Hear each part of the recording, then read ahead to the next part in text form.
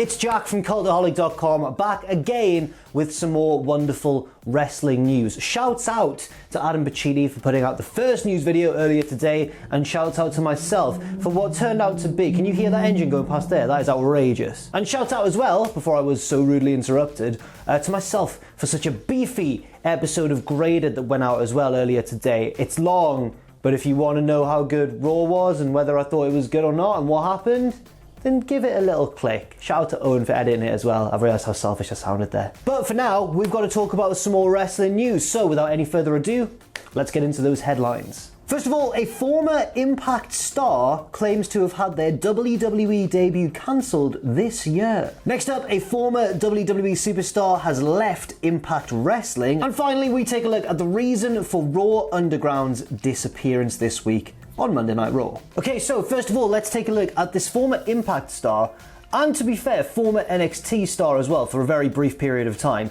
who claims they were meant to make a big WWE debut this year, which got kind of ruined. So Pro Wrestling Sheet did an interview with James Storm. He was speaking to the chief editor over there, Ryan Satin, and revealed that he was first approached by WWE to make, I guess, his second debut with the company, because he was in NXT for a brief moment, during the weekend of the Royal Rumble in January. It doesn't specify whether that was at the Rumble itself or at the Takeover, but I mean, well, we'll just have to speculate on that. But according to Storm, he missed the email while working an NWA show and didn't see the email until returning home.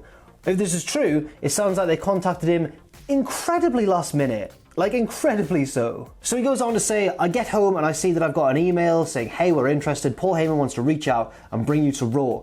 Well, there we go. We don't need to speculate any further. It was meant to be Raw, according to Storm. And he said he was like, wait, I think Bobby is going to Raw. This could be interesting. The reason for that being interesting, of course, is that James Storm and Bobby, or Robert Roode, as he is now known, were, of course, one of the greatest tag teams in Impact Wrestling history, Beer Money. And they then broke up and had a feud in Impact. Both of them won the world title at various points.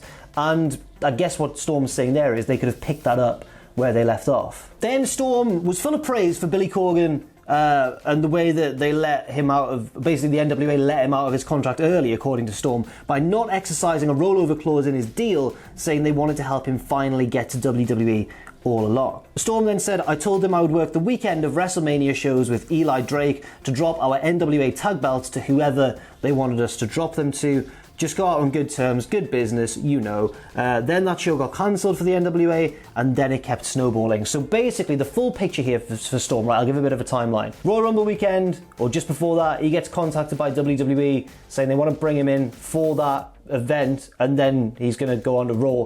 And Storm misses the email, according to him, because he was working an NWA event elsewhere and didn't get home in time.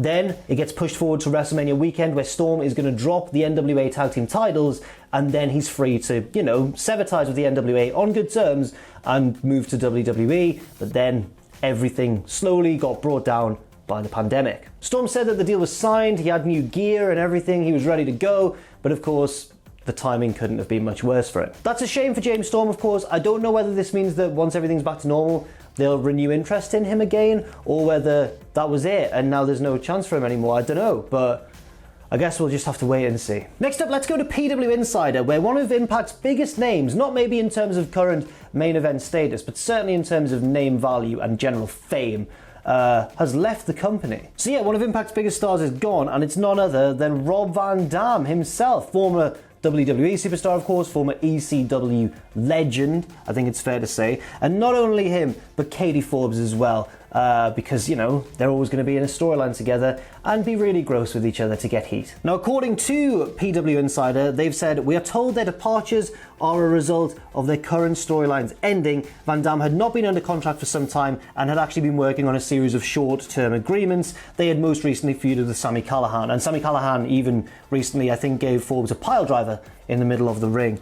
PW Insider go on to say, obviously, should the constellations properly align, the door is open for either or both to return. I think that's PW Insider quoting one of their sources there. I don't know if they've got so poetic with their language in what is otherwise a very factual news report. Yeah, I mean, Rob Van Dam's been past his prime in-ring for a while now, but he did breathe new life into his character, didn't he? With the help of Katie Forbes as well, in this weird divorced dad, like weird pervy threesome thing he had going on for a bit, and then him and Forbes, and he got heat. He was a heel because of it, and it kind of worked because he was being a bit gross. But yeah, I mean, it seems like this was never really a long-term thing for Impact.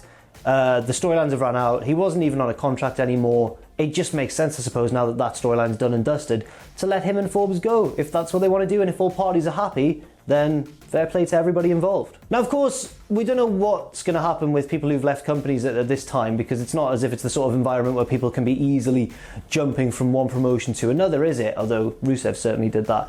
But if Rob Van Dam were to go back to WWE, I assume it would be in more of a Legends role rather than like any sort of in-ring activity. I seem to remember it being reported a little while ago that he couldn't get cleared by WWE doctors and had to seek in-ring action elsewhere. Next up, bit of New Japan news now, because it's all changing at the very top of the promotion. There's not really too much to this story, so I'll just give you the facts and see what you think. So New Japan have announced that Harold May will be resigning as the president of the promotion. He'll be replaced by Takami Obari, the current CEO of New Japan Pro Wrestling of America. So basically what I think what's gone on here is we had a Westerner in charge of the Japanese section of New Japan. We had a Japanese guy in charge of the Western section of New Japan. But of course, Harold May was like far above anything to do with the whole New Japan base in California. He was like, really going big. He was the president.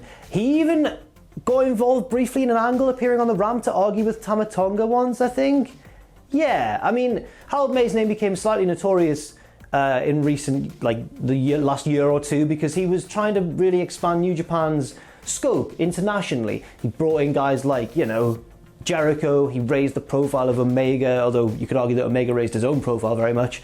But, he was trying to cater to a very Western audience in a way, more than New Japan traditionally have done. And so I wonder now that he's stepping down, whether we're going to see a bit of a reversion to how New Japan were. A little bit less expansionist, I suppose, a little bit less Western, a little bit more New Japan as they once were, I suppose.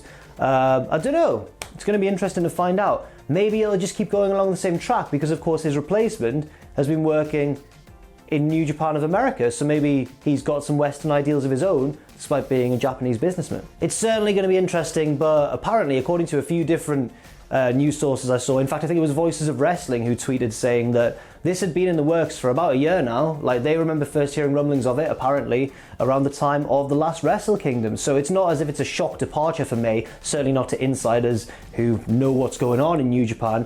But it does seem very sudden nonetheless, just to go, it's the middle of the G1, he's gone now, get the new lad in. Next up, a very short story once again. This is just revealing the planned winners, according to Dave Meltzer, of that tag team match with the funny finish at Clash of Champions. So if you didn't see what happened, basically Angel Garza appeared to injure himself. Then he managed to tag out, but Andrade got pinned anyway immediately in the ring. Dawkins hitting a spinebuster. Andrade clearly kicking out at 2, but the referee counting 3 anyway, presumably because he decided that Garza couldn't continue or somebody told him to do so. But the Street Profits did not look like they understood what was going on. They looked very angry afterwards, possibly implying that the result of the match had been screwed up. Well, according to Meltzer, the Street Profits were in fact going to win this match. They were not going to change the title. The finish was not changed in that way. I assume the only way the finish was changed was the actual moves that happened, the sequence of events leading up to the finish, but not the result of the match itself. So the Street Profits were still going to retain those tag team titles, and I guess we'll see what they do next with them. Another little quick update on something to do with Monday Night Raw as well. This is to do with Raw Underground, because if you watched Raw last night, you'll have noticed there were no Raw Underground segments whatsoever. So let's find out what happened. Fightful have reported on this one. So Fightful learned that apparently as of the start of the show, no Raw Underground segments had been filmed, and then as we saw, that turned out to be true because none appeared on the show. WWE usually records these ahead of time, but they didn't. However, Fightful did hear that the company was already short on available names to be like the extras for Raw Underground due to exposure and quarantine in connection with the recent outbreak. The segment was therefore apparently deemed unnecessary as a result. Makes sense, I suppose. You don't want loads of people in like a sweaty hot room when people have recently been exposed to the virus around and about you, so I totally understand that.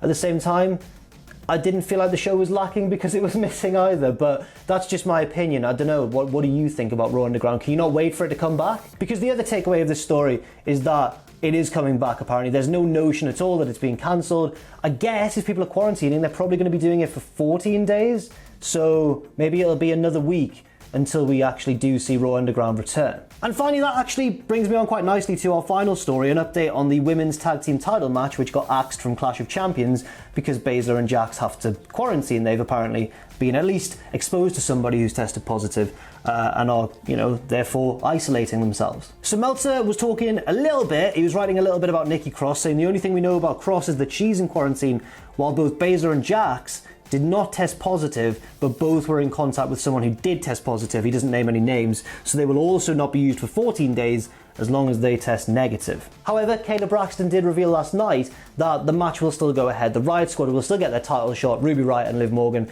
taking on Shayna Baszler and Nia Jax once Baszler and Jax are out of quarantine.